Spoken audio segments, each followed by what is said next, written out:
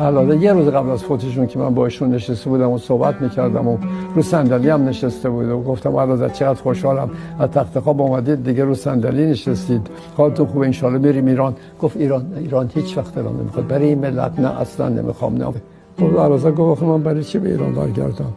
شما بگید که اگه من اشتباه کردم، خیلی خوب ممکنه اشتباهات هم کردم، خیلی اشتباه میکنم، ولی من بپرسید من چه کار کردم برای اینا.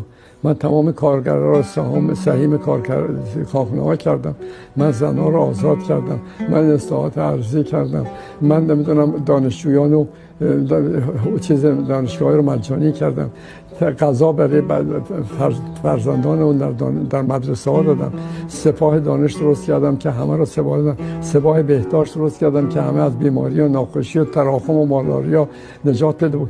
چه کار بودش که من نکردم در این مدت برای من کردم؟ آقا چرا این ملت پشتش رو به من کرد؟